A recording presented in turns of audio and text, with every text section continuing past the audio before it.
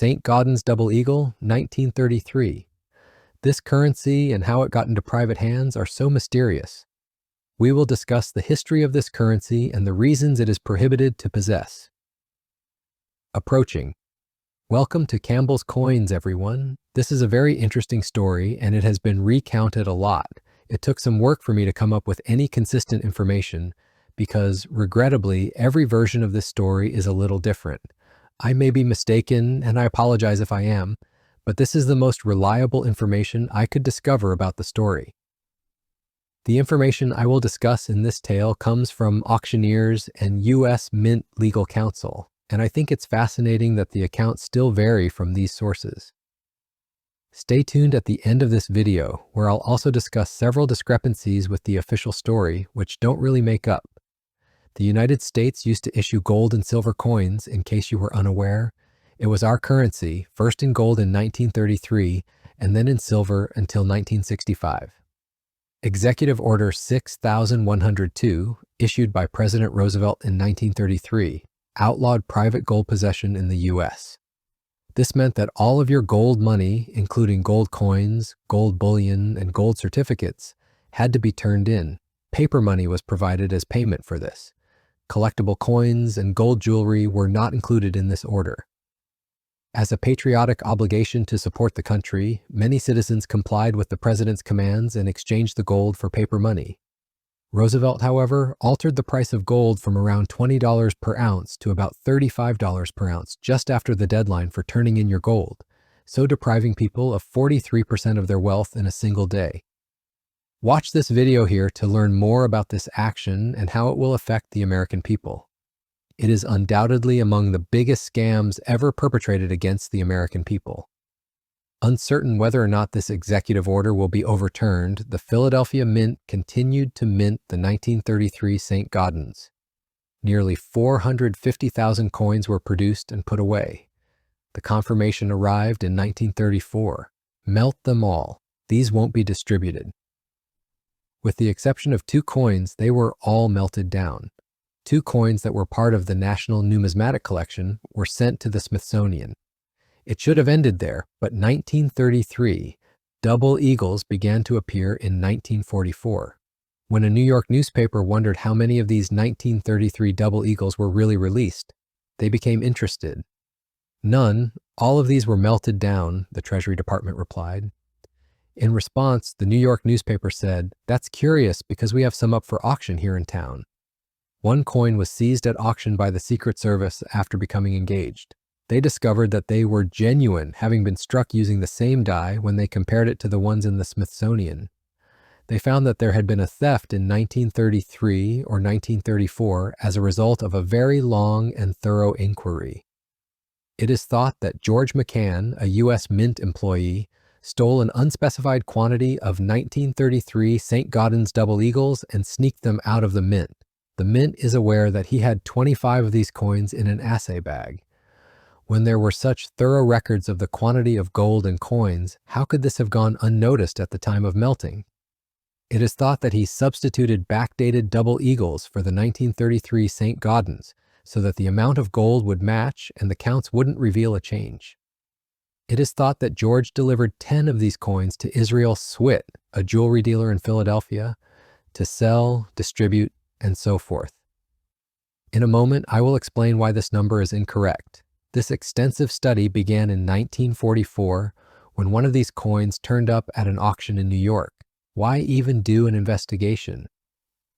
Technically speaking, the U.S. government considers these to be stolen property and they are not monetized. 9 additional 1933 double eagles appeared between 1944 and 1952. Swit allegedly held 7 of them, and he sold 2 of them to other people. The Secret Service documented all 9 and destroyed them. Amidst all of this, King Farouk of Egypt purchased one of these coins from Swit in 1944 and submitted an application for an export license. Naturally, the permission was mistakenly authorized by the Treasury Department, and he carried the coin to Egypt. Because World War II was in full swing, the Mint didn't much care about this coin when they found out he had it in his collection. His 1933 double eagle and his valuable currency collection disappeared when King Farouk was ousted in 1952. I've heard that many of these coins, including this 1933 St. Gaudens, were available for auction in Egypt. At the time, the U.S. Mint contacted Egypt to request that they return the coin.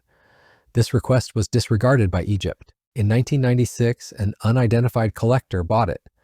This 1933 double eagle and other coins from King Farouk's collection were made available for purchase to English collector Stephen Fenton. He purchased them and began using his connections to find a buyer. In Texas, he discovered a possible customer. The FBI was notified of this narc, and the Secret Service was subsequently notified. In a sting operation, the Secret Service enticed Stephen Fenton over the water. They seized the currency after breaking into his hotel room, where the buyer meeting was scheduled to take place. Since it was intended to be the Farouk coin, which had been authorized for export, this sparked the first ever lawsuit over these coins. Due to the overwhelming proof that it was the Farouk coin, the U.S. Mint chose to resolve the lawsuit. Fenton returned the coin to the U.S. Mint as part of the settlement so that it could be, quote, monetized and put up for auction. He would get half the profits in return. To obtain a certificate certifying that this Farouk coin was now monetized, he had to pay $20, which was the face value of the coin. After being monetized, the coin sold for about $7.5 million at Sotheby's auction in 2002, the highest price ever paid for a coin. As you can see, as long as you have the correct amount of money and grease the right palm, it is lawful to possess and do anything.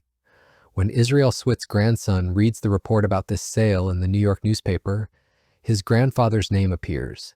That family finds out that Israel has 10 more 1933 double eagles in a safety deposit box with all these coins. They foolishly reported it, and for years they were involved in legal disputes with the U.S. government. In 2011, the government won, and these 10 1933 double eagles were seized and imprisoned at Fort Knox. I discovered conflicting information on a few items that you may have noticed don't really make much sense. How come the Treasury Department approved King Farouk's export of this 1933 double eagle while simultaneously disparaging one that was discovered at an auction house? Errors happen, of course, but bribes were most likely paid. Additionally, I was told that in 1944, 9 coins were taken from Israel Switt, recorded, and then burned down. In the 2000s, however, there is also a tale of his grandson discovering 10 additional 1933 double eagles in a safety deposit box.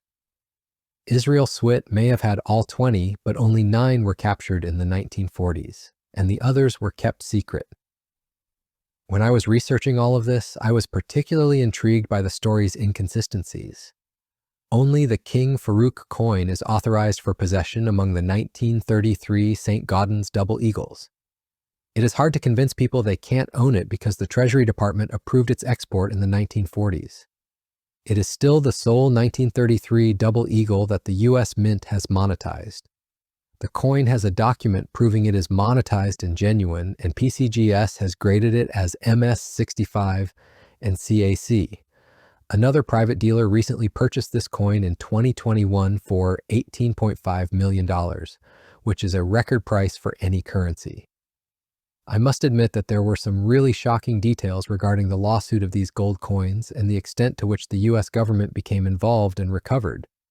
First of all, the U.S. government has no difficulty squandering trillions of dollars, whether it is on unnecessary wars or giving an adversary billions of dollars worth of technology. They will pursue you for over a century, however, if you steal 25 gold coins. It truly demonstrates the strength of gold. There is no other way for me to explain the reasoning for this. Throughout the entire event, were you keeping count? I am aware that I was making a lot of assumptions. It seems that 20 rather than 10 were sold to Israel Switt in the 1930s. Switt kept 10 of these and sold 10. In the event that George McCann removed all 25 coins from the assay bag, this leaves about 5 coins missing. The exact number of people out there is unknown to us. I'll tell you what to do if you come across one of these 1933 St. Gaudens double eagles, whether it's in a family member's collection or somewhere else. We know from history that the government will take it away from you. I value the time you spend with me because it is your most valuable resource. Check out the other videos I have on my channel if you're interested in subjects similar to this one. I appreciate everyone watching. That's my opinion, and this is Campbell's Coins.